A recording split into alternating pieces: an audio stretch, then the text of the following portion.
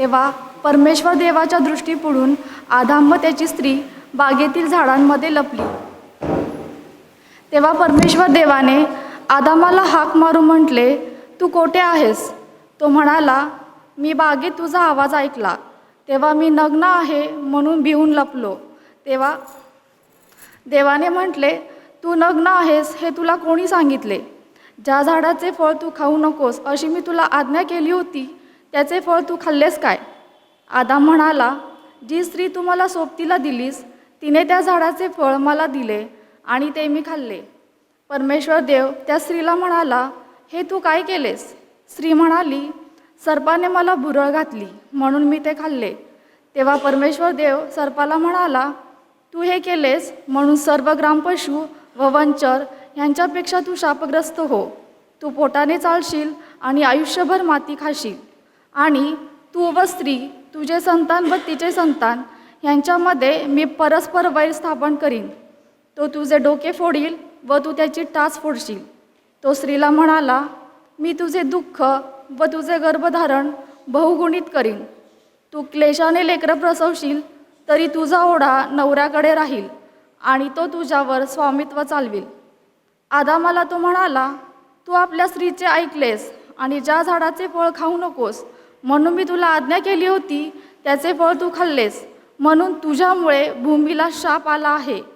तू आयुष्यभर कष्ट करून तिचा उपज खाशील. ती तुला काटे व कुसळे देईल. तू शेतातले पीक खाशील. तू आपल्या निरळाच्या घामाने भाकर मिळवून खाशील व अंती पुन्हा मातीला जाऊन मिळशील, कारण तिच्यातून तुझी उत्पत्ती आहे.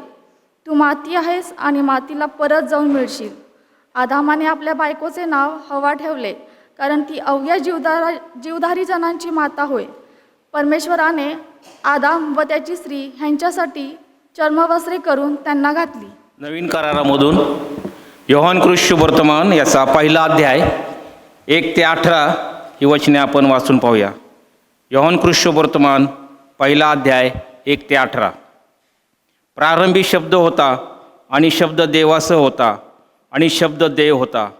तोच प्रारंभी देवासह होता.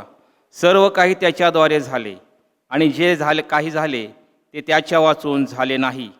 त्याच्या ठाई जीवन होते व ते जीवन मनुष्य मात्राचा प्रकाश होते. तो प्रकाश अंधारात प्रकाशतो, तरी अंधाराने त्याला ग्रासले नाही. देवाने पाठविलेला एक मनुष्य प्रगट झाला, त्याचे नाव योहान. तो साक्षीकर्ता म्हणजे त्या प्रकाशाविषयी साक्ष देण्याकरता आला, यासाठी की त्याच्याद्वारे सर्वांनी विश्वास ठेवावा. हा तो प्रकाश नव्हता, तर त्या प्रकाशाविषयी साक्ष देण्याकरता आला. जो खरा प्रकाश प्रत्येक मनुष्याला प्रकाशित करीतो तो जगात येणार होता. तो जगात होता व जग त्याच्याद्वारे झाले, तरी जगाने त्याला ओळखले नाही. जे त्याचे स्वतःचे त्याकडे तो आला, तरी त्याचा स्वकीयांनी त्याचा स्वीकार केला नाही. परंतु जितक्यांनी त्याचा स्वीकार केला तितक्यांना म्हणजे त्याच्या नावावर विश्वास ठेवणाऱ्या त्याने देवाची मुले होण्याचा अधिकार दिला. त्याचा जन्म रक्त अथवा देहाची इच्छा अथवा मनुष्याची इच्छा यापासून झाला नाही, तर देवापासून झाला. शब्ददेही झाला आणि त्याने आम्हामध्ये वस्ती केली आणि आम्ही त्याचे गौरव पाहिले. ते पित्यापासून आलेल्या एकुलत्या एकाचे गौरव असावे, असे अनुग्रह व सत्य यांनी परिपूर्ण होते. याविषयी योहान साक्ष देतो आणि मोठ्याने म्हणतो, जो माझ्या मागून येतो तो माझ्यापुढे आला आहे, कारण तो माझ्यापूर्वी होता. असे ज्याच्याविषयी मी सांगितले तो हाच आहे. त्याच्या पुण्यतेतून आपणा सर्वांना कृपेवर कृपा मिळाली आहे. कारण नियमशास्त्र मोशेच्याद्वारे देण्यात आले, कृपा व सत्य हे येशू ख्रिस्ताच्याद्वारे आली. देवाला कोणी कधीच पाहिले नाही. जो एकुलता एक जन्मलेला देवपित्याच्या उराशी असतो त्याने त्याला प्रगट केले. आमेन.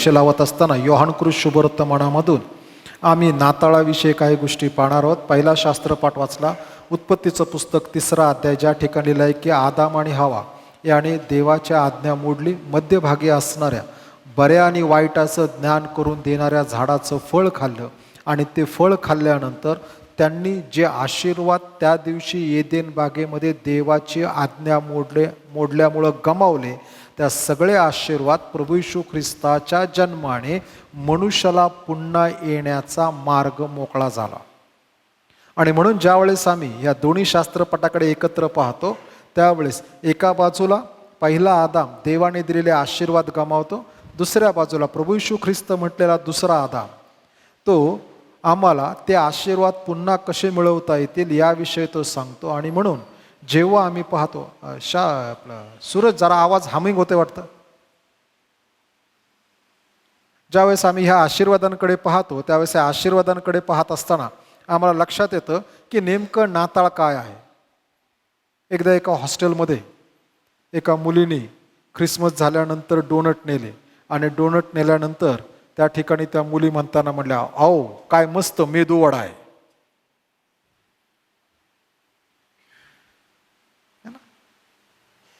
त्यांना माहीत नाही आणि आम्ही त्यांना माहिती होऊ देत नाही. आम्ही सांगायला पाहिजे लोकांना की आम्ही काय करतो, ठीक आहे ना. परंतु ज्यावेळेस आम्ही नाताळाकडे येतो, नाताळ केवळ रंगरंगोटी, ड्रेस, कपडा लत्ता, गोडधोड ह्याच्या संगती निगडीत नाही, ह्याच्या पलीकडे आहे. तो नाताळ समजून घेणं फार गरजेचं आहे. कारण की आदामात जे गमावलं ते प्रभू येशू ख्रिस्तामध्ये आम्हाला पुन्हा मिळण्याचं द्वार मोकळं झालं, मार्ग मोकळा झाला. आणि ते काय आहे ते आम्ही शोधायला पाहिजे. आणि म्हणून योहानकृत शुभवर्तमान जे आहे, योहानकृत शुभवर्तमानामध्ये जर आम्ही बारकाईने लक्ष लावलं तर इसवी सन 26 ते इसवी सन 30 एवढाच वृत्तांत, 4 वर्षाचा वृत्तांत योहानकृत शुभवर्तमानामध्ये आहे. लूककृत शुभवर्तमानात तसं नाही. लूककृत शुभवर्तमानामध्ये ख्रिस्तपूर्व 6 पासून ते इसवी सन 30 पर्यंतचा हा मोठा वृत्तांत त्या ठिकाणी आहे. पण योहानकृत शुभवर्तमान जे आहे त्याच्यामध्ये फक्त 4 वर्ष, इसवी सन 26 ते इसवी सन 30 एवढ्या काळाचाच आम्हाला वृत्तांत वाचायला भेटतो. कारण की योहान जो लिहित आहे हा संत योहान लिहित असताना संत योहानाचा दृष्टिकोन हा आहे की मी जगाच्या समोर प्रभू येशू ख्रिस्त जो आहे तो देवाचा पुत्र आहे हे जगाला मी दाखवावं. आणि म्हणून योहानकृत शुभवर्तमानाच्या 20व्या अध्यायाच्या 31व्या वचनात लिहिताना असं म्हणतो, तो देवाचा पुत्र आहे यावर तुम्ही विश्वास ठेवावा म्हणून हे लिहिलेलं आहे. योहानकृत शुभवर्तमान देवाचा पुत्र येशू आहे हे सिद्ध किंवा तो दाखवतो की तो कसा देवाचा पुत्र आहे. येशूला सिद्ध करण्याची गरज पडत नाही. म्हणून 3 शुभवर्तमानात मत्तई, मार्क, लूक, योहान या 3 शुभवर्तमानात सांगताना सांगितलेलं आहे येशूने चमत्कार केले. आणि योहान सांगताना सांगितलं येशूने आपल्या चिन्हांचा आरंभ केला. चिन्ह हे आहे तो आहे म्हणून ते करू शकतो, तेच नाही याच्यापेक्षा अधिक गोष्टी तो करू शकतो. आणि ती आहे तो मुळात देवाचा पुत्र आहे आणि म्हणून तो बऱ्याच गोष्टी करू शकतो. कारण की ज्या वेळेस योहानाने हे योहानकृत शुभवर्तमान हातात घेतलेलं याला त्यावेळेस मंडळी एका प्रौढतेपर्यंत आलेली होती. परंतु त्याच वेळेस मंडळीमध्ये बऱ्याच विचारांनी शिरकाव केलेला होता आणि हा जो केलेला शिरकाव आहे त्यातून मंडळीची शक्ल उडत असताना दिसत होते. मंडळीमध्ये वेगळ्या गोष्टी घडत होत्या. विशेष करून जे होतं ते ज्ञानाच्या दृष्टिकोनातून मंडळीला कमकुवत कसं करता येईल. आणि म्हणून पवित्र शास्त्र आणि प्रभू येशू ख्रिस्ताने सांगितलेल्या शिक्षणाच्या विरुद्ध नवीन नवीन गोष्टी आल्या की ज्या फिलॉसॉफीला नॉस्टिसिझम म्हणून म्हटलं जातं की लोकांना वेगळं ज्ञान देऊ लागले. त्यातलं एक उदाहरण आहे आणि उदाहरण हे आहे की येशू ख्रिस्त ज्या वेळेस परीक्षेतून गेला 40 दिवस 40 रात्र उपवास झाल्यानंतर आणि त्यावेळेस ते नॉस्टिसिझम सांगू लागलं, ज्ञानावरती विश्वास लोक सांगू लागले. हे जे घडलं हे रियालिटीमध्ये घडलं नाही.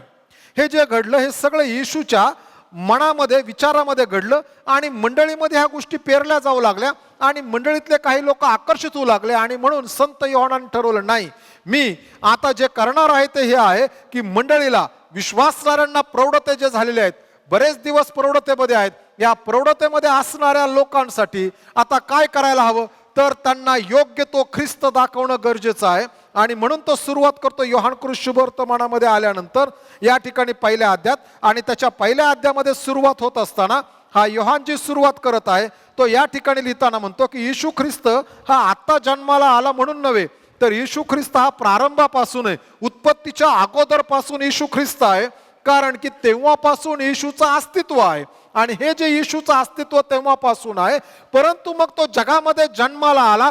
तो का आला? त्याच्या असणाऱ्या काही महत्त्वपूर्ण गोष्टी संत योहान त्यावेळेसच्या असणाऱ्या विश्वासासाठी लिहून ठेवतो. आणि म्हणून तो लिहित असताना म्हणतो 3ऱ्या वचनामध्ये, सर्व काही त्याच्याद्वारे झाले, जे काही झाले ते त्याच्या वाचून झाले नाही. त्याच्या ठाई जीवन होते, ते जीवन मनुष्य मात्राचा प्रकाश होते. Christmas is a festival of life. नाताळ हा जीवनाचा उत्सव आहे. हा तारखेचा उत्सव नाही, हा घटनेचा उत्सव नाही. नाताळ सार्वकालिक जीवनाचा उत्सव आहे. आणि म्हणून नाताळाकडे आम्ही तसंच पाहायला पाहिजे. कारण जोपर्यंत ओरिजिनॅलिटी नसते, जोपर्यंत ओरिजिनल गोष्टी नसतात, तोपर्यंत त्या आशीर्वादाच्या होत नाहीत. आणि प्रभू येशू ख्रिस्त स्वतः मुळात ओरिजिनल आहे आणि म्हणून तो समस्त मनुष्य जातीसाठी आशीर्वादाचा आहे. एकदा एका घरामध्ये, त्या गावामध्ये, त्या मालकाकडे आपली मुलं शांत करावं, तुमच्यामुळं काय होतंय माहिती आहे का, बाकीचे लोक आहेत ना ते डिस्टर्ब होतात. आणि जर मुलांना शांत करता येत नसेल तर एकतर आईने किंवा आजीने बाहेर जावं, एकाने आत बसून ऐकावं. कारण तुम्हाला ऐकायचंय मला माहीत आहे, पण तुम्ही ऐकता, तुमची बाळं रडतात, किरकिर करतात, त्याच्यामुळं बसलेल्या अवतीभोवतीच्या 40-50 लोकांना त्याचा त्रास होतोय.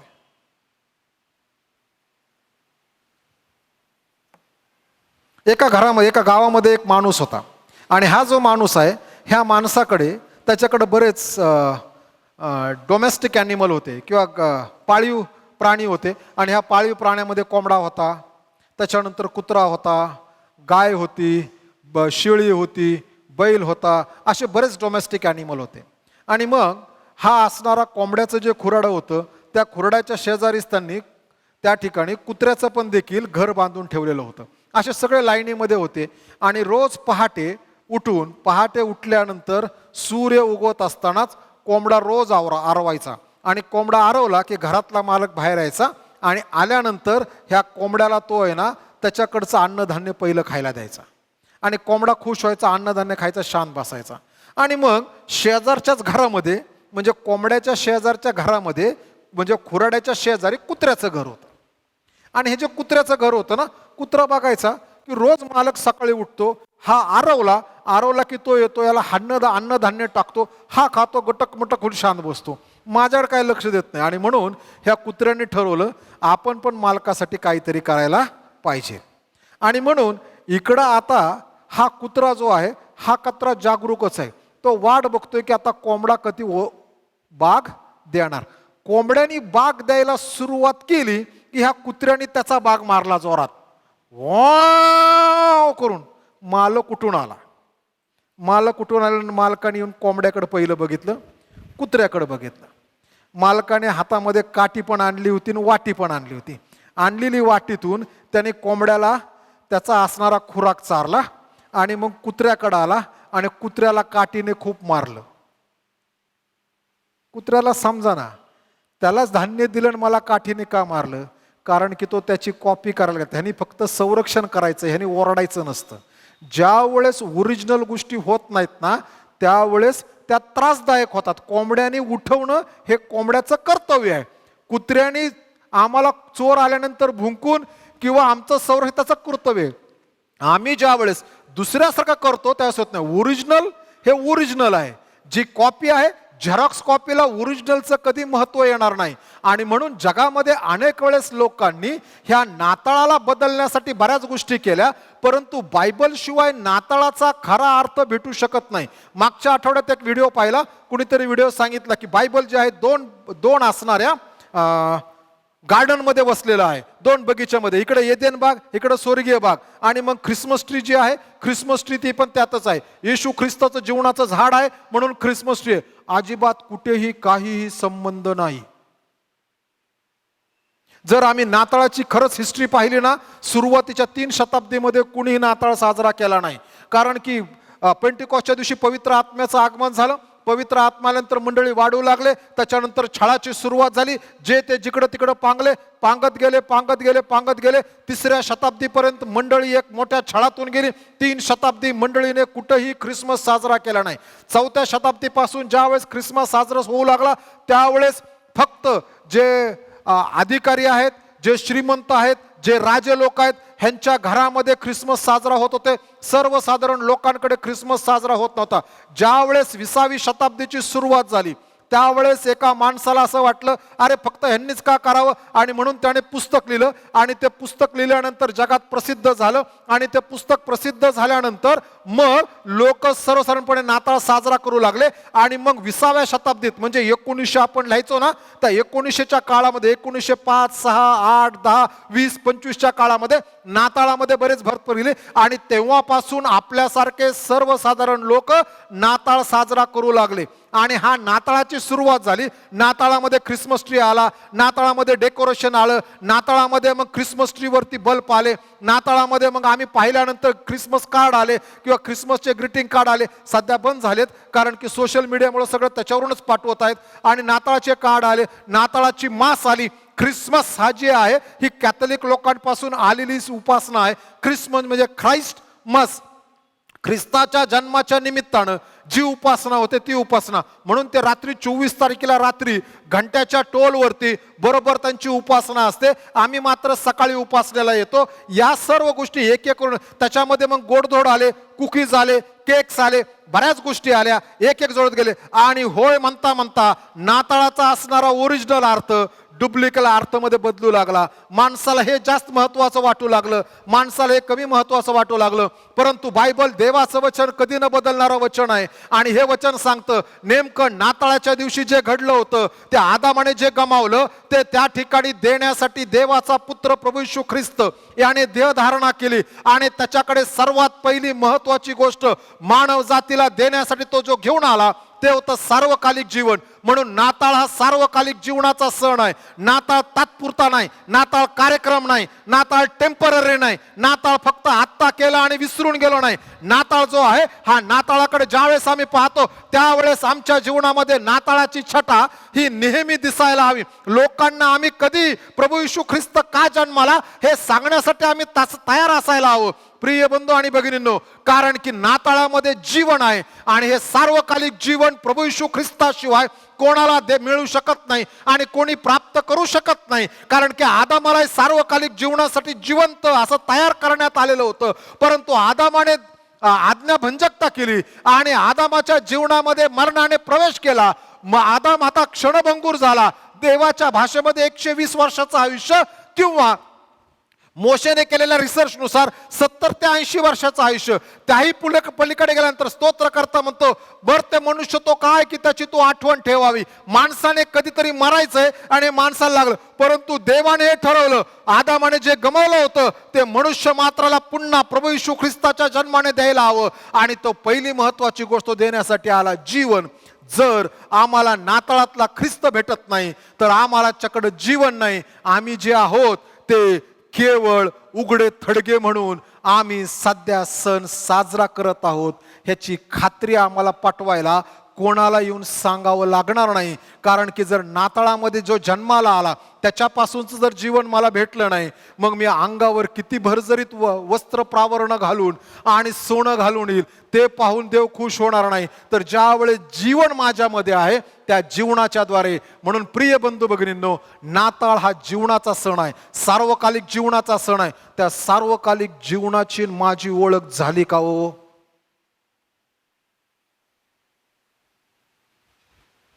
त्या सार्वकालिक जीवनाचा मी वाटेकरी आहे का? कारण येशू ते देण्यासाठीच आला होता. म्हणून तो स्पष्ट ते मनुष्य मात्राचं जीवन होते. आम्हाला जर नाताळामध्ये जन्माला आलेला 2000 वर्षापूर्वीचा प्रभू येशू ख्रिस्ताची माझी ओळख झाली नाही तर मग महत्वाची गोष्ट आहे, मी जे साजरा करत आहोत तो सण आहे. इतरांचा साजरा करण्यात आणि माझा साजरा करण्यामध्ये काही फरक नाही. ते एक वेगळा सण साजरा करतात, मी एक वेगळा सण साजरा करतो. काल पुण्यातून येत होतो, पुण्यातून संध्याकाळी येत असताना फुल गर्दी, आपल्या लोकांच्या गाड्यात चालल्या होत्या. बरेच ह्याच्यावरती बायबलमधली वचनं लिहिली होती. काय केलेली होती? काही लोक आपापल्या गाड्यावरती आता घरी जाऊन गव्हाण लावायची म्हणजे गवत वगैरे सगळं घेऊन निघाले होते. सगळीकडे जिकडं तिकडं गर्दी.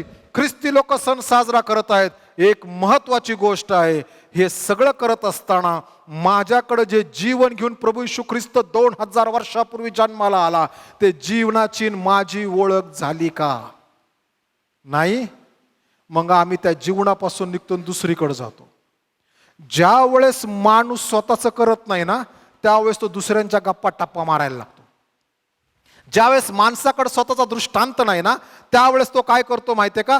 वेगवेगळ्या असणाऱ्या गोष्टी करू लागतो. बघा, कामामध्ये डॉक्टर अब्दुल कलाम आपले असणारे भारताचे होऊन गेलेले राष्ट्रपती, यांचं एक सुंदर वाक्य, ज्या वेळेस माणूस आपल्या कामामध्ये योग्य त्या पद्धतीने तो काम करत नाही, मग त्याला दुसऱ्या गोष्टी हाताळाव्या लागतात. मग त्याला त्या ठिकाणी काहीतरी ह्याचं त्याला मालकाला सांग, मालकाचं ह्याला सांग, त्याचं त्याला सांग, लावालावीचं काम करावं लागतं.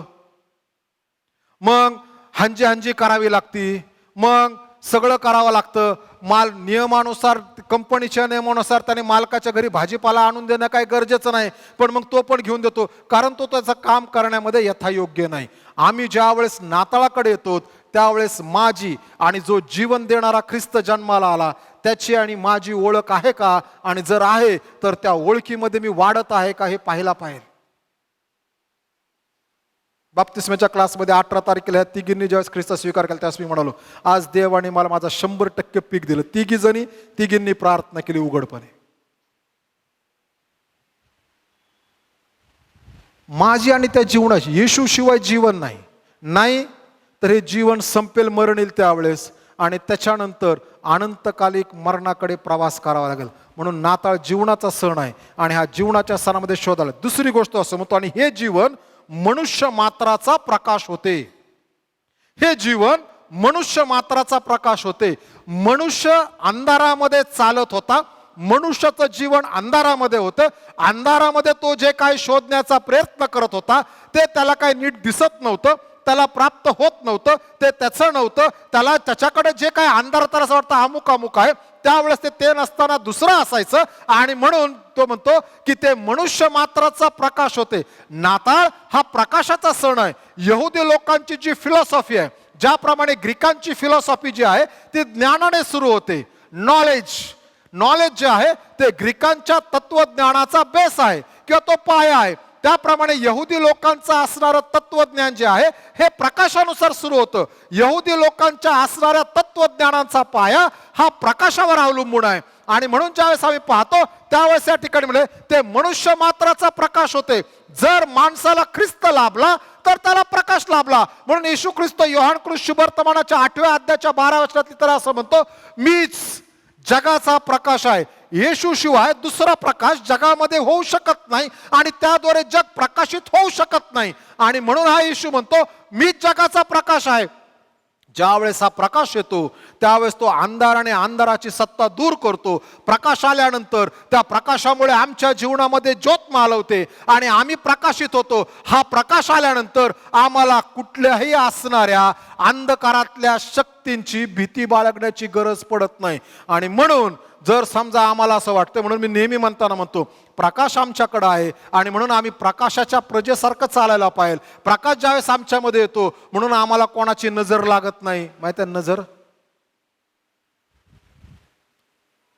प्रकाश आहे ना हो, आहे की नाही? नाहीतर मुलगा लागला ठसकायला, बाळ लागलं ठसकायला की आजी उठतीच, घेती 4 तांबड्या मिरच्या.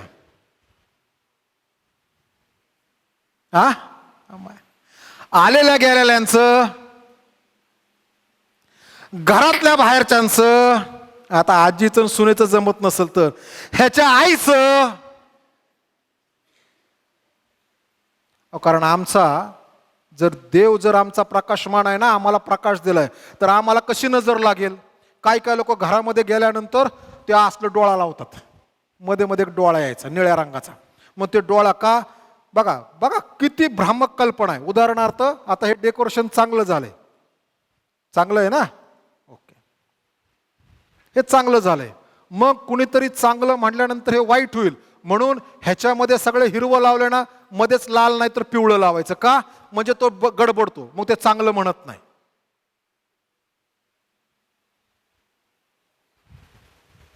मावशी सगळं माहित आहे.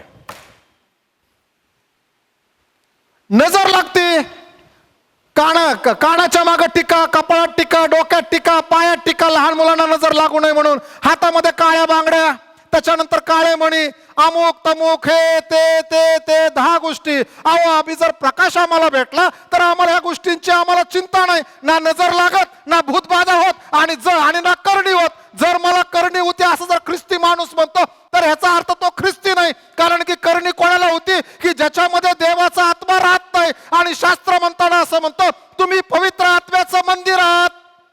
आमचं तारण झाल्यानंतर पवित्र आत्मा आमच्यात राहायला येतो. आता विचार करा, एखाद्या माणसाने करणी केली आणि करणी केल्यानंतर ती पवित्र आत्मा असलेल्या माणसाला लागली, मोठा कोण? हा, कोण प्रीती मोठं? अगं पवित्र आत्मा मोठा हे आपल्याला माहित आहे, पण एखादं म्हणतो मी ख्रिस्ती आहे पण माझ्यावर करणी केली. अगं मग त्यात एक तर त्याच्याकडे पवित्र आत्मा नव्हता, तारण झालेलं नव्हतं, बरोबर ना? नाहीतर आम्ही हे कबूल करतो, आमच्या देवापेक्षा देवाच्या सामर्थ्यापेक्षा सैतानाचं सामर्थ्य फार मोठं आहे आणि म्हणून आमच्यावर करणी होते, भानामती होते, भूतबाधा होते. आमचं जर तारण झालं तर काय होत नाही. आश्चर्याची गोष्ट आहे, कधी कधी ख्रिस्ताचा प्रकाश जगात आला तरी ख्रिस्ती विश्वासणारे चिटूक, जादूगिरी, छाचूपणा, पीर सगळीकडे फिरतात. हो, मांत्रिक तांत्रिक सगळीकडे जातात. ह्याचा अर्थ आमचा ख्रिस्तावर विश्वास राहिला नाही. आम्ही नावाचे ख्रिस्ती आहोत. ख्रिस्ती माणसाला जादूटोणा, छाचू, मंतक्षरी, पंचाक्षरी, हस्तरेखा पाहणं, कपाळ पाहणं, न्यूमरोलॉजी हे करण्याची परमेश्वर परवानगी देत नाही. आणि आमचा मग आम्ही कधी जातो तिथं माहिती आहे का? ज्यावेळेस आमचा देवावर विश्वास नाही की माझा देव प्रकाश आहे, प्रकाश माझ्याकडे, मी प्रकाशित होतो. प्रिय बंधू भगिनींनो, आमच्याकडे पाहून लोकांनी प्रकाशित व्हायला पाहिजे. कारण ख्रिस्ताचा प्रकाश आमचा, नाताळ प्रकाशाचा सण आहे, नाताळ अंधाराचा सण नाही. आणि अंधाराचा जो सण आहे त्या अंधाराच्या सणामध्ये आम्हाला ख्रिस्त भेटत नाही. यदा कदाचित आम्ही नाताळामध्ये खूप डेकोरेशन करू, खूप लाईट्स आणि लाईटिंग लावू, परंतु जर माझ्या आतला अंधार आहे तर ते बाहेरच्या लाईट्स माझा अंधार त्या अंधाराला घालू शकत नाही. प्रभू येशू ख्रिस्त तो प्रकाश आहे की जो ते घालू शकतो. म्हणून प्रिय बंधू भगिनींनो, एक विचार केला पाहिजे की मी काय वर्षभरामध्ये कुठं गेले का? आला न्यूजपेपर की पहिलं शेवटच्या मागच्या पानाचं बॅक सेकंड पेज काढलं, तिथं लिहिलंय की वृष राशीने आज अमुक अमुक करावं, 4 कुत्र्यांना जेवण द्यावं, मुंग्यांना पीठ द्यावं, मुंग्यांना साखर द्यावी. आज शुक्रवार आहे, उत्तम शुक्रवार आहे, कारण येशू ख्रिस्त मरण पावला होता. साप खोटं? अहो आम्ही फार भ्रामक कल्पनात राहतो. हो, काही काही लोक म्हणतात शुक्रवारचा दिवस आमचा उत्तम दिवस आहे आणि म्हणून शुक्रवारी एखाद्या कामाची सुरुवात करावी. येशू ख्रिस्त शुक्रवारी मेलाच नाही वधस्तंभावर. आणि जर कोणाचं म्हणणं येशू ख्रिस्त शुक्रवारी वधस्तंभावर मिळाला तर आम्ही बायबलला खोटं ठरवतो. कारण बायबलमध्ये सांगितलंय, ज्याप्रमाणे योना माशाच्या पोटात 3 दिवस 3 रात्र राहिला, त्याप्रमाणे मनुष्याचा पुत्र जमिनीच्या पोटात 3 दिवस 3 रात्र राहील. म्हणजे आम्ही काय झाले, प्रकाश सोडलाय आणि अंधाराची आवड धरली. कारण अंधाराची कर्मे लोकांना आवडतात आणि प्रकाश जो आहे, प्रकाश आम्हाला आशीर्वाद देतो. आणि नाताळामध्ये हा प्रकाश देवाने पाठवला. कारण की आदामाद्वारे आदामाची पिढी ही अंधारात चालत होती आणि देवाची इच्छा नव्हती ह्या पिढीने मनुष्याने असंच अंधारात चालावं. आणि म्हणून तो प्रकाश आला आणि तो प्रकाश मनुष्य मात्राचं जीवन होतं. जोपर्यंत ख्रिस्त भेटत नाही तोपर्यंत प्रकाश भेटत नाही, जोपर्यंत प्रकाश भेटत नाही तोपर्यंत अंधाराची सत्ता दूर होत नाही. आणि मग पुढे आल्यानंतर तो 18व्या वचनात लिहिताना योहान लिहितो की आम्ही त्याचे गौरव पाहिले. ख्रिस्त नाताळाचा सण हा गौरवाचा सण आहे, पण कोणाचं गौरव? देवाचं गौरव. कोणाचं गौरव? देवाचं गौरव. नाताळामध्ये आम्ही देवाचं गौरव केलं पाहिजे. आपलं वैयक्तिक गौरव व्हायला नकोय, मंडळीचं गौरव व्हायला नकोय, माणसांचं गौरव व्हायला नको, मंडळीच्या पालकाचं गौरव व्हायला नकोय, लोकांचं गौरव व्हायला नको. गौरव देवाचं झालं पाहिजे. आणि म्हणून नाताळात आम्ही हे शोधायला पाहिजे, मी जे करत आहे त्यातून देवाचं गौरव होतं का? बरेच वर्षापूर्वी, मला वाटतं 90-91च्या वेळेस 24 डिसेंबरला पुण्याच्या प्लॅटफॉर्मला होतं रेल्वे स्टेशन, दौंडला राहायचो. आणि असताना मग काही दौंडचे लोक भेटले आणि मग त्यांच्या गप्पा ज्या चालल्या होत्या, मी नाताळामध्ये आज 24 तारीख आहे, मी एवढे केक घेतले, मी एवढं घेतलं, मी हे केलं, मी ते केलं, हे केलं, सगळं ऐकल्यानंतर त्यावेळेस तारण नव्हतं झालं. माझे 10वीत होतो मी, तारण नव्हतं झालं, कारण 10वीच्या मार्च महिन्यात माझं तारण झालं 89ला. त्या अगोदरची गोष्ट आहे ती. आणि मी सगळं ऐकतोय, मी फार विचार करत होतो, अरे हे सगळं करतात लोक, नेमकं ह्यातून देवाचं काय होतं? देवाचं गौरव होतं का? आम्ही देवाच्या गौरवासाठी नाताळात झटायला पाहिजे. माणसांचं गौरव नाही झाले तरी चालेल, आमच्या नावावरती असा पोतारा फिरवला तरी चालेल, परंतु ख्रिस्ताचं गौरव होणं गरजेचं आहे. आणि म्हणून प्रिय बंधू भगिनी, नाताळात आम्ही शोधायला पाहिजे, ख्रिस्ताचं गौरव आम्ही करतो का? ख्रिस्ताला ख्रिस्ताचा मान भेटतो का? ख्रिस्ताला ख्रिस्ताचा सन्मान भेटतो का? ख्रिस्त जो 2000 वर्षापूर्वी भूतलावरती देहधारणा करून जन्माला आला, त्याला मान भेटतो का? आणि त्या गौरवाची परिव्याख्या आहे, तो म्हणतो आम्ही ते गौरव पाहिलं आणि ते गौरव जे आहे ते अनुग्रह आणि सत्य याने परिपूर्ण होतं. ज्या वेळेस एखादी गोष्ट होत असताना त्यामध्ये अनुग्रह आहे, कृपा आहे आणि 100% सत्यता आहे, त्यावेळेस त्यातून देवाचं गौरव होतं. अनुग्रह आणि सत्य याचं मिश्रण देवाला दिलेलं गौरवासंगती संबंधित आहे. जर आम्ही म्हणतो आम्ही देवाला गौरव देतो, पण त्याच्यामध्ये जर समजा अनुग्रह नसेल तरी ते व्यर्थ आहे, आणि त्याच्यामध्ये सत्यता नसेल तरी ते व्यर्थ आहे.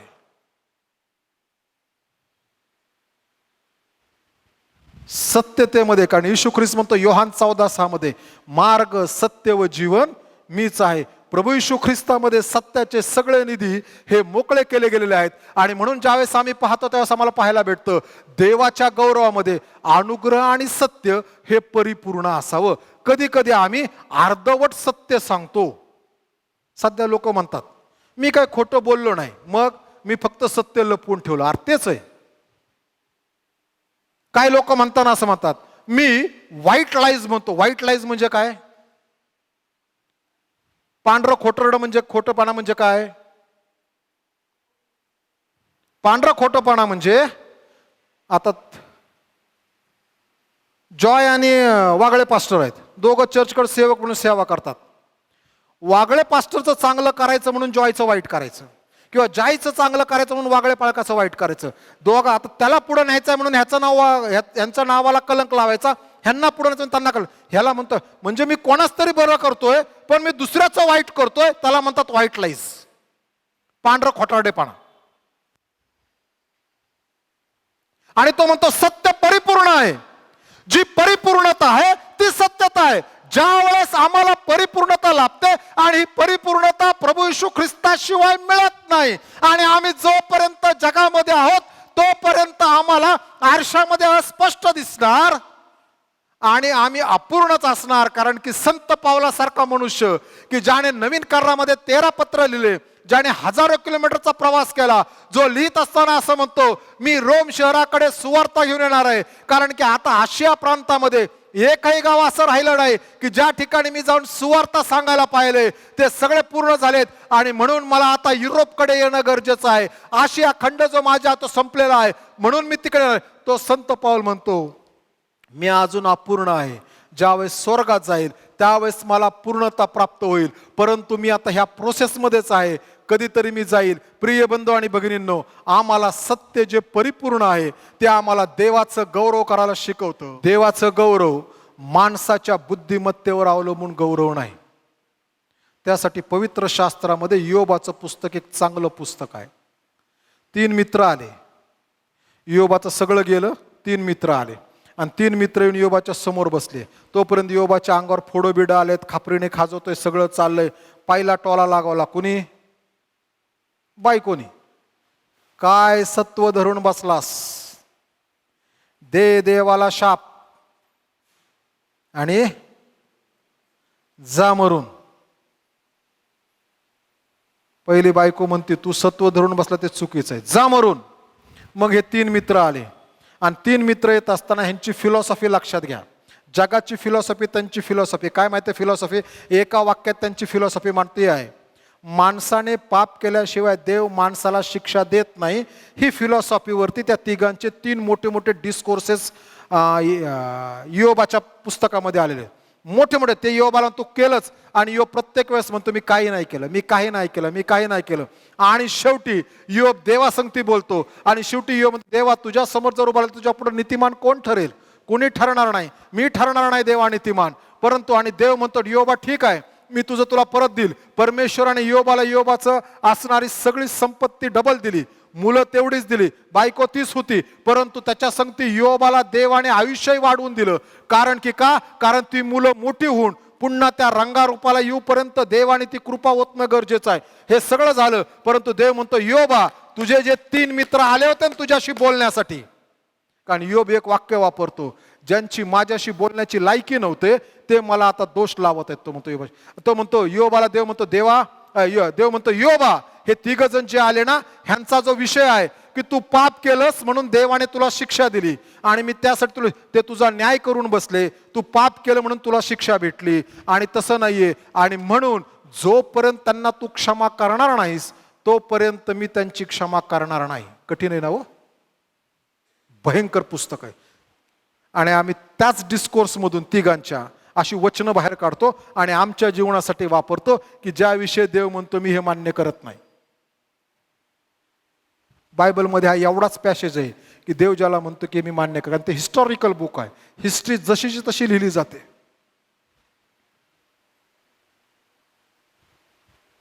ते अर्धसत्य होतं, मुळात ते सत्यच नव्हतं, अर्धसत्य पण नव्हतं, काहीच त्याच्यामध्ये तथ्य नव्हतं. त्यांनी ठरवलं की योबाने पाप केलं म्हणून असं झालेलं आहे आणि म्हणून त्याला ही शिक्षा आहे. देव म्हणतोय घडलं नाही. जगामध्ये सध्या त्याच तर एखादा माणूस जर कठीण काळातून जात असेल तर त्या माणसाला तू काहीतरी पाप केला असेल म्हणून देव तुला शिक्षा करतोय. आपल्याला माहित नसतं की देव त्याला शिक्षा करतोय का त्याची वृद्धी करत आहे. आम्हाला हे माहित नसतं. देव त्याला त्या ह्या सगळ्यातून घेऊन जात असताना देव कुठल्या तरी मोठ्या गोष्टीसाठी देव त्याला तयार करतोय का देव त्याला या ठिकाणी त्या शिक्षा करतोय, आम्हाला कोणाला माहित नसतं. पण देवाला ते माहित आहे, कारण योबाला शेवटपर्यंत देवाने सांगितलं नाही की तुझ्या एवढी परीक्षा का आली की मुलं बाळ मरूपर्यंत. बरोबर आहे ना? बघा वाचून योबाचं पुस्तक, कुठंच नाही. पूर्ण सत्य देवाचं गौरव करतं. आणि ज्यावेळेस आम्ही मान्य करतो हे मी काही केलं नाही, देव करतो, त्यावेळेस त्यातून देवाचं गौरव होतो. आम्हाला देवाने दिलेली कुटुंब, आमची मुलं बाळं, जी ही दिलेली मंडळी, दिलेलं आम्ही ज्या ठिकाणी राहतो ते ठिकाण, हे सगळं देवाने ठरवलं म्हणून आम्हाला भेटलेलं आहे. आमची काही ताकद नव्हती आणि कुवत नव्हती की ते आमच्याकडे यावं आणि ते आमचं व्हावं. देवाने ठरवलं म्हणून ते आमच्याकडे आलेलं आहे आणि म्हणून आम्ही त्याचं गौरव देवाला, आम्ही ज्यावेळेस देवाला गौरव त्यावेळेस आम्ही मान्य करतो, हे देवा मी क्षणभंगूर आहे पण तू हे केलंस म्हणून माझ्याकडे आलं. एक गीत आहे, त्या गीतात म्हटलं माझ्या कुवतेपेक्षा त्याने मला जास्त दिलंय. धन्यवाद के साथ गीतामध्ये माझ्या कुवतेपेक्षा जास्त दिलंय. मगाशी गायलेलं गीत आहे ना, तो आम्हाला अन्न वस्त्र निवारा सगळंच देतोय. आम्ही स्वतःहून काही प्राप्त करू शकत नाही.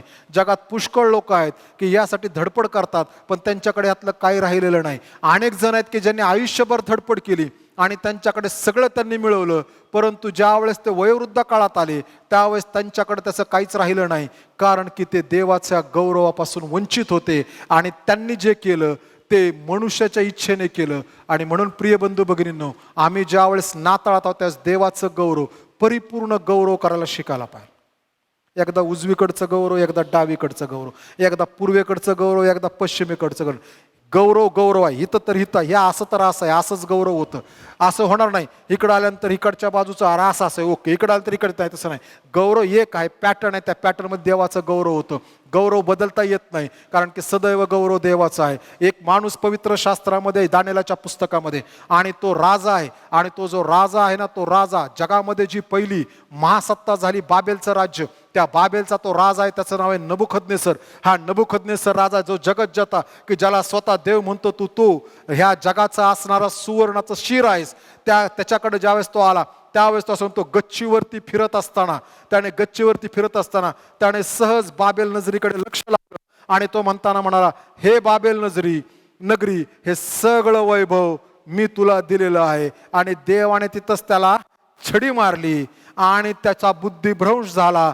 तिथून जे निघाला तो गच्चीवरून, ते डायरेक्ट तो गेला जंगलामध्ये गेल्यानंतर रानपशुसारखा तो 7 काळ राहिला.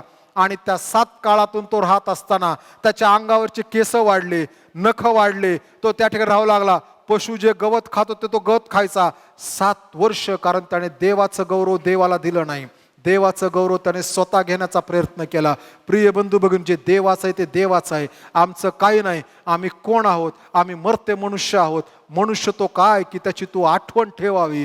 प्रश्न विचारतो देव. मनुष्याचं आयुष्य 70 वर्ष शक्य असल्यास 80 वर्ष.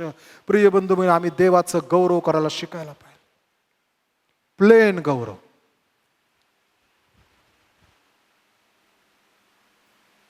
नाताळाचा सण देवाच्या गौरवाचा सण आहे. चौथी महत्वाची गोष्ट तो म्हणतो, पुढं आल्यानंतर वचन 16, त्याच्यामुळे किंवा त्याच्या पूर्णतेतून आपणा सर्वांना कृपेवर कृपा मिळाली आहे. नाताळ जो सण आहे हा कृपेवर कृपेचा सण आहे.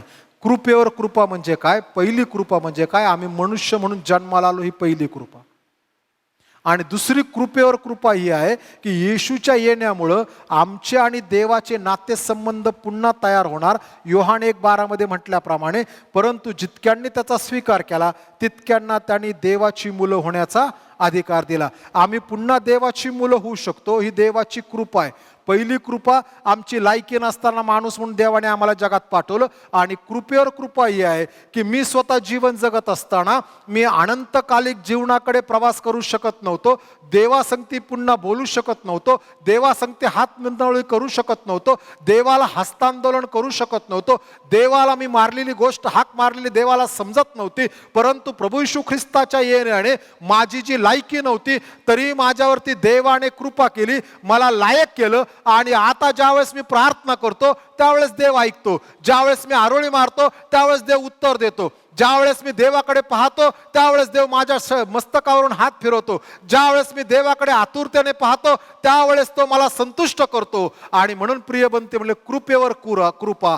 प्रभू येशू ख्रिस्ताच्या येण्याने आम्ही जे लायक नव्हतो पुन्हा देवाचं मूल होण्यासाठी, ते होण्याचं द्वार खुलं झालं की जे आदामामध्ये बंद झालं होतं. आणि म्हणून योहान म्हणतो, त्याद्वारे कृपेवर कृपा मिळाली. आणि 5वी महत्वाची गोष्ट जी आहे, नाताळ जो आहे ना, ह्या नाताळाचा शेवटचा जो नाताळाचा जो अर्थ आहे, 18वं वचन आणि शेवट होतो, कारण त्याने 18वं वचन, देवाला कुणी कधी पाहिलं नाही, जो एकुलता एक जन्मलेला देवपित्याच्या उराशी असतो त्याने त्याला प्रगट केले. नाताळ देवाला प्रगट करण्याचा सण आहे. नाताळात आम्ही देवाला प्रगट करायला शिकायला पाहिजे. येशूने नाताळात येऊन देव प्रगट केला. देव काय असतो? देवाची प्रीती प्रगट केली, देवाची कृपा वाटली. म्हणजे थोडक्यात नाताळ जो आहे ना, हा थिओसेंट्रिक आहे. नाताळ देव केंद्रित आहे, मनुष्य केंद्रित नाही. मनुष्य केंद्रित म्हणजे काय? माणसाला पाहिजे त्याप्रमाणे गोष्टी करणं. देव केंद्रित म्हणजे काय? देवाला पाहिजे त्याप्रमाणे गोष्टी करणं. म्हणून प्रिय बंधू भगिनी, नाताळामध्ये आम्ही विचार केला पाहिजे की देव केंद्रित काय गोष्टी करायला पाहिजे. म्हणून मागच्या आठवड्यात संदेश देताना म्हणून नाताळ देण्याचा सण आहे.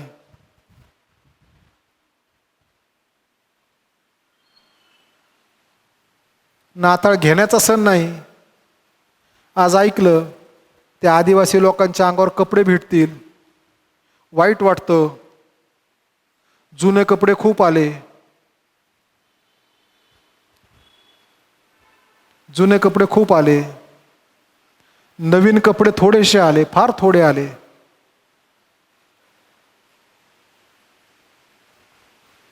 मी विचार केल्यानंतर मला असं वाटलं, जाऊ द्यात, घरातला पसारा चाललोय कुठतरी, चर्चच्या पैशाने जाऊ द्यात.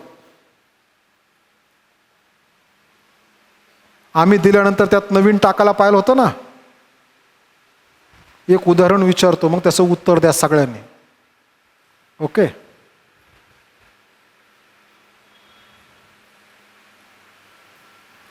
माझ्या शरीर काठीचा माणूस शोधतो सुशील, दुसरं काय नाही. मला वाटतं मून माझं शोल्डर सारखा असावा. ओके, भिवू नको, चांगलं सांगतोय. तो एकदम सरळ झाला. ओके. मूननी गेल्या वर्षी कोट शिवला. ओके, त्याने कोट घातला आणि मग त्याने ह्या वर्षी कोट, आता आपल्याला कोट द्यायचा आहे. आणि मग त्याने आणून सांगितलं, पाळक साहेब हा कोट तुम्हाला घ्या. ओके. मग मी तो कोट घेतला आणि 25 डिसेंबर 2024ला मूननी मागच्या वर्षी 2 वर्षापूर्वी शिवून घातलेला कोट मी घातला. आणि मग मी चर्चमध्ये इथं उभा राहिलो, संदेश दिला, भक्ती चांगली झाली. चांगलं का वाईट? आता तुमच्याकडे येण्याच्या अगोदर ही पोरं आहेत ना, रितेश, जय आहे ना, अजून कोण आहेत, ही मूनच्या जवळची पोरं आहेत ना. ह्यांना माहिती आहे मूननी 2 वर्षापूर्वी ते काय म्हणतील, तू कसं काय दिला पाळक साहेबांना? बरोबर आहे ना? अहो, आम्ही आमच्या घरातले सगळे जुने कपडे दिले. आम्ही घासा कोरडा करून सांगत होतो तिथं मिशनरी आहे, सो तुम्ही घातलेले जुने कपडे त्या मिशनऱ्यांनी सुवार्तिकांनी तिथं घालायचे का हो? एवढं मोठं चर्च, 200 बॉक्स आम्ही तयार करू शकलो नाही. त्यांना आनंद झाला, भेटला. आम्ही 200 बॉक्स तयार करू, आम्ही काय देत आहोत आणि कुठं देत आहोत आणि कोणाला देत आहोत?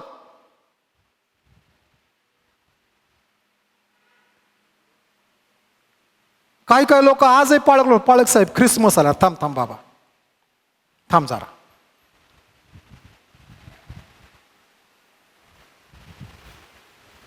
मी नवीन वर्षाला नवीन ड्रेस घातला नाही तरी चालतो ना, पण कुणीतरी एखाद्या देवाच्या सेवकाच्या घरात ख्रिसमस व्हायला पाहिजे ना. आपल्या अवतीभोवती चर्चमध्ये पुष्कळ लोक आहेत की ज्यांना अनेक वेळेस कठीणता वाटते.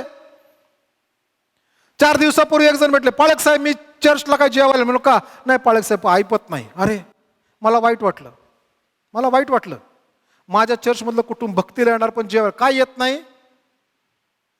नाही? पैसे नाहीत. मी म्हणलं तुम्ही या, सोय होईल. अरे आम्ही विचार केला पाहिजे, पण आम्ही मात्र मोजून 4 जण, 4 त्रिक 4 किती राजेश, 3 ना का 4? 300. हां, 4 जण आम्ही, 1 2 3 4 त्रिक 1200 रुपये घ्या. अरे माझ्या चर्चमध्ये कुणीतरी एक जण आहे की जो देऊ शकत नाही. त्या माणसाचे एखादे 100-300 रुपये एक पावती जास्त देणं सोपं आहे ना, कुणीतरी जीवन जाईल.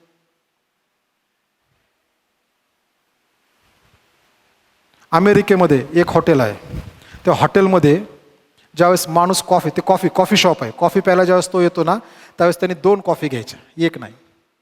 2 कॉफीचे पैसे भरतात. काही लोक एकच घेतात, आपल्यासारखे असतात ना, काय माझं भलन, माझं पोटन माझंच. काय येतात ते 2 कॉफीचे पैसे देतात. काही लोक बाहेर बसलेले असतात आणि मग ते 2 कॉफी घेतात. एक कॉफी तो स्वतःला घेतो आणि तो म्हणतो दिस इज फॉर सेकंड कॉफी. आणि त्या सेकंड कॉफीचे जे पैसे आहेत, मग बाहेर जे लोक उभा आहेत की बा त्यांना आता कॉफी प्यायची, थंड वाजते, मग तो जो हॉटेलचा माणूस आहे तो त्यांना बोलावतो आणि ते म्हणतो दिस इज फॉर यू. तो माणूस तो कप घेतो आणि तो पण त्यांच्या संगती बसून तिथं कॉफी पितो, कारण त्याचे पैसे कोणीतरी भरलेत. मी माझ्या मित्राला विचारलं दिवसभरात कोण होतं का? म्हणले संध्याकाळी त्या हॉटेलच्या मालकाकडं कधी कधी टोकन राहतात, ते दुसऱ्या दिवशी तो वापरतो. की कुणीतरी दुसऱ्या दिवशी परत सकाळी, आज राहिलेत 10 राहिलेत 15 राहिले, दुसऱ्या दिवशी तिथून सुरुवात होते. प्रिय बंधू भगिनींनो, आम्ही नाताळ साजरा करत आहोत, पुष्कळ केलंय घरात. अजून काय आहे का? देवाचं गौरव करायचं राहिलंय का? कुणीतरी दिसतंय का की जिथून मी केल्यानंतर देवाचं गौरव होईल, देवाचा सन्मान होईल, देवाला सहाय्य, देवाचं मान प्राप्त होईल, देवाला गौरव प्राप्त होईल. एक गोष्ट आहे ना, पापा पियानोची सुंदर गोष्ट आहे. तो देवाचं वचन वाचत असतो नाताळाच्या त्या 24 तारखेला, आणि वाचताना देव त्याला म्हणताना असं म्हणतो की आज मी तुला भेटायला येणार आहे, मी आज तुझी भेट घेणार आहे. आणि पापा प्यानं वयोवृद्ध मनुष्य जीवनामध्ये त्याच्या आलेला जो प्रकाश आहे ख्रिस्त, त्यामुळे त्याला आनंद झाला की देवाने मला हाक मारली. पापा प्यानं वयोवृद्ध झालाय तरी तो आपलं घर स्वच्छ करतो, घर नीटनेटकं करतो, जिकडं तिकडं वस्तू लावण्याचा प्रयत्न करतो. आणि तो म्हणतो जर देव मला भेटायला संध्याकाळी येणार आहे तर माझं घर नीट पाहिल, माझं घर स्वच्छ पाहिल, माझं घर चांगलं पाहिल. देवदूत आले तरी काही जणांचं घर वाईट होतं कॅरलमध्ये.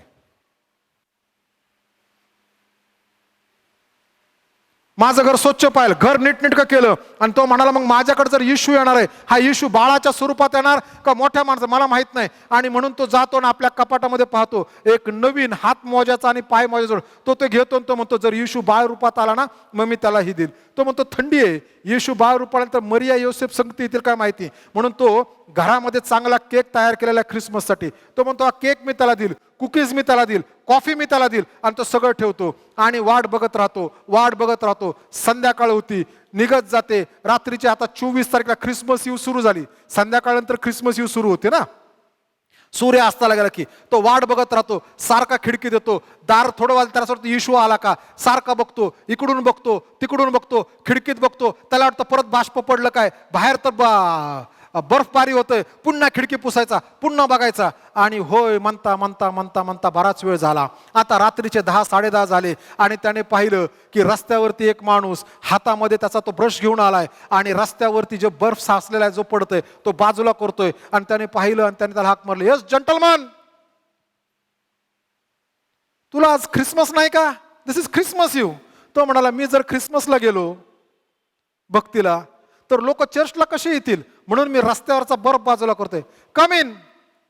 आता ह्याची आशा मावळत चालली होती की येशू मला भेटायला येणार आहे, देव मला भेटला. आणि मग त्याला बसवलं आणि त्याला त्याने कॉफी प्यायला, तू थोडी कॉफी पी, गरम ऊप प्राप्त कर, जा तुझ्या कामावर. आणि थोड्या वेळाने बघतो तो माणूस दिसेना, रस्ता तर स्वच्छ झालाय. थोड्या वेळाने एक बाई आली आणि ती बाई आल्यानंतर त्या बाईने दार वाजवलं, त्या बाईकडे पाहिलं, बाईच्या हातामध्ये छोटं बाळ आहे. आणि त्या छोट्या बाळाकडे पाहिल्यानंतर तो विचार करू लागला, हेच येशू बाळ असेल का. आणि ती बाई म्हणली, थंडी खूप आहे, मला जायचंय, माझं काय नाही, आज ख्रिसमस येऊ, काय करता येईल का. आणि त्याच्या लक्षात आलं की मी मोजे काढलेत, आता 11 वाजले, आता कुठून येशू यायचा, आता येशू बाळ कुठून येईल कोणास ठाऊक. म्हणून त्याने ते मोजे घातले, त्या बाईला कॉफी दिली, तिला केक दिला, बाळाच्या डोक्यात त्याला पाठवलं. त्यानंतर तिसऱ्या वेळा थोड्या वेळाने आणखीन एक वयोवृद्ध मनुष्य त्या ठिकाणून चालला होता. त्या वयोवृद्ध माणसाकडे पाहिले, आता 12चे टोल वाजायची वेळ आली. तो म्हणला, आता काय देव येत नाही. आणि मग 12च्या टोलाची वेळ आली आणि त्याने त्या तिसऱ्या माणसाला हाक मारली आणि त्याला आतमध्ये बोलावलं. त्याला आपल्याकडचा बदला थंडीने कुडकुडतोय, आपल्याकडचा एक ओव्हरकोट दिला, त्याने तो ओव्हरकोट घातला, त्याला कॉफी दिली,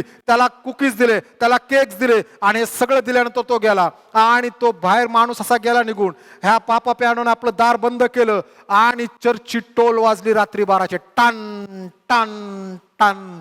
जसे टोल वाजले तसा पापा प्यानोने विचार केला, अरे मला काय भेटायला देव आला नाही.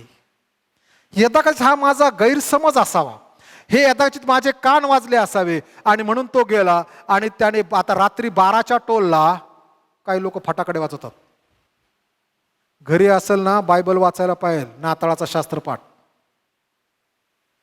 त्याने आपलं बायबल उघडलं, बायबल फटाके वेस्टेज ऑफ मनी आहे बरं का.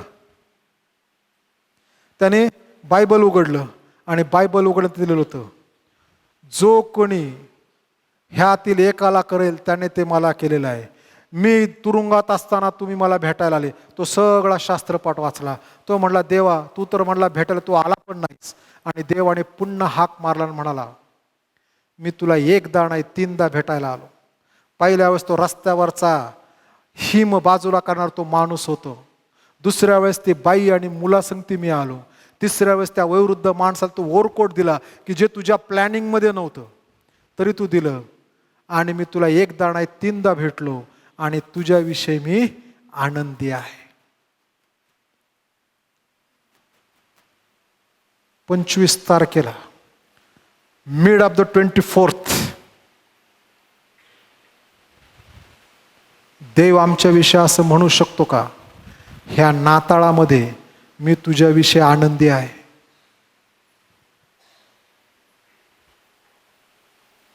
नाताळ गौरवाचा सण, नाताळ जीवनाचा सण, नाताळ कृपेचा सण, नाताळ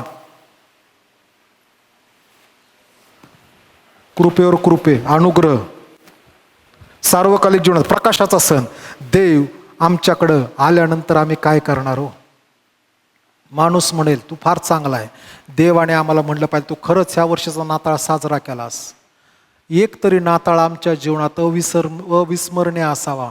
नाताळ म्हणलं की ते असं इकडचं पॅकेट ओपन झालंच पाहिजे, लॅपटॉपसारखं कम्प्युटरसारखं असं ती विंडो आलीच पाहिजे. हा नाताळ मी कधी विसरू शकत नाही. प्रिय बंधू भगिनींनो, अजून 2-4 दिवस राहिलेत. ह्या 2-4 दिवसामध्ये बघा की आम्हाला अशा प्रकारचा नाताळ साजरा करता येऊ शकतो का. उभे राहूयात, प्रार्थना करू. प्रभूने शिकवलेली प्रार्थना, आशीर्वाद आणि सुवंदेवा परत आजच्या उपासनेचा समारोप करूयात. हे प्रभुदेवा, आम्ही तुझ्या नावाला धन्यवाद देतो, स्तुती करतो, उंचावतो. तुझ्या नावाला गौरव आणि सन्मान देतो. तुझ्या नावाला मान आणि महिमा देतो. प्रभुदेवा, नाताळ हा सार्वकालिक जीवनाचा सण आहे. नाताळ प्रकाशाचा सण आहे. नाताळ गौरवाचा सण आहे, नाताळ कृपेचा सण आणि तुला प्रगट करण्याचा सण आहे. आमची प्रार्थना आहे प्रभू देवा, नाताळाचे पैलू आमच्या जीवनामध्ये दिसावेत म्हणून तुझी कृपा तो आमचा सहाय्य करता. तो ज्या ज्या ठिकाणी ह्या गोष्टी आमच्या संगती घडू शकतात देवा, ते करण्यासाठी आमचा पुढारी, आमचा मार्गदर्शक तो परमेश्वर. आम्ही तुला तुझी कृपा आणि सहाय्य तो मार्गदर्शक तो, आणि त्याद्वारे तुझ्या नावाचं गौरव करून घे. प्रार्थना प्रभू येशू ख्रिस्त आमचा गौरवी तारणार याच्याद्वारे मागतो म्हणून तो ऐक. आमेन. हे आमच्या स्वर्गातील पिता, तुझे नाम पवित्र मानले जाओ, तुझे राज्य जसे स्वर्गात तसे पृथ्वीवरही, तुझ्या इच्छेप्रमाणे हो. आमची रोजची भाकर आज आम्हास दे, आणि जसे आम्ही आमच्या ऋण्यास ऋण सोडले आहे तसेच तो आमचे ऋणी आम्हास सोड, आणि आम्हास परीक्षित नकोस तर आम्हास वाईटापासून सोडू. कारण की राज्य, सामर्थ्य आणि गौरव ही सर्व काळ तुझीच आहेत. आमेन. आता देव जो बाप याची प्रीती, तारणाऱ्या प्रभू येशू ख्रिस्ताच्या कृपा आणि प्रेमळ पवित्र आत्म्याची सहभागिता आम्हातील प्रत्येकाबरोबर, देवाच्या सर्व लेकरांबरोबर, विशेष कोणा ज्यांचे बाप्तिस्मे झालेले त्या प्रत्येक व्यक्तीबरोबर आता आणि येशूचे पुन्हा येणे होईपर्यंत असो. आमेन.